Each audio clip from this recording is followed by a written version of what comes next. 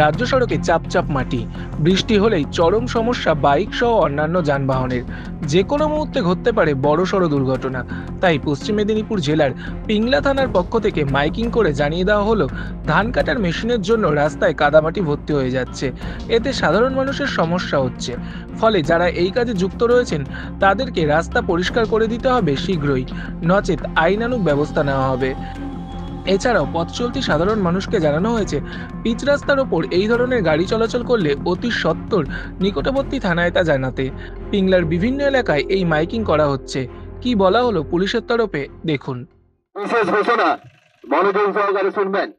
এতর দ্বারা পিংলা থানার পক্ষ থেকে সমস্ত ধান কাটা মেশিন হোল্ডার এবং ধান কাটা মেশিন মালিকদের জানানো যাচ্ছে যে ধান কাটার কাজে ব্যবহৃত ধান কাটা মেশিন চলাচলের কারণে রাস্তার উপরে প্রচুর পরিমাণে কাদা মাটি পড়ে রয়েছে, যার কারণে সাধারণ মানুষের যাতায়াতে অসুবিধা হচ্ছে এবং বিভিন্ন রকম অ্যাক্সিডেন্ট ঘটছে।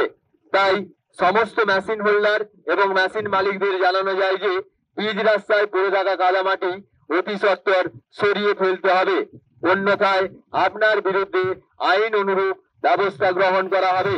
এছাড়াও সাধারণ জনসাধারণদের জানানো যাচ্ছে যে পিচ রাস্তার উপরে এই ধরনের গাড়ি চলাচল করতে দেখলে অতি সত্বর আপনার নিকটবর্তী থানায় যোগাযোগ করুন।